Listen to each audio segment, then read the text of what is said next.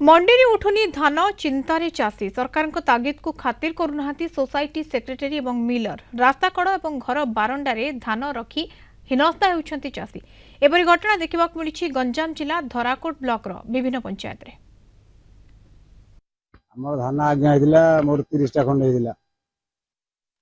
गला थर आई 17 16 कुंडल एथर देले 13 कुंडल मिले आज्ञा आउे कौन साहय कर कहले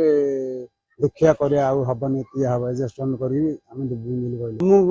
जोड़ा कले सोसाइटी उल्टा सुल्टा कार 5 बन दे 50 कुंडल दे कार 100 बन दे 5 कुंडल दे उल्टा सुल्टा सब जहाँ कर धान मंडी की नेठी देल दे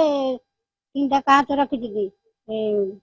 पटार आउ फरेस्ट करदे सेठू बेले पचार बेले आईनी आईनी आईनी बेली कहती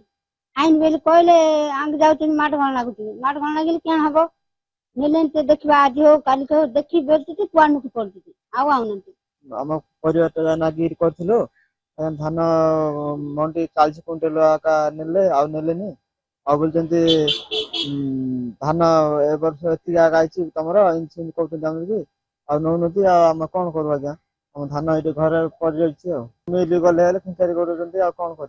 कटनी छटनी एठारे स्पष्ट भाव जना जाउछि जे चाषी को बहुत गुड़े धान ठकिबार लगी एवं किसी कम दर किणुंट जिते आम बाहरपुर पंचायत सोसाइटी के आसिलु सेठारे सोसाइटी सेक्रेटरी ताला पकई कुआडे पलैछंती किंतु लोक माने अभियोग कले से गुहारी के शुणु ना देखा जाऊ आगामी दिन में चाषी की ठीक उचित प्राप्य पाइब ना से माने एपरी प्रतिदिन शोषित हो रही।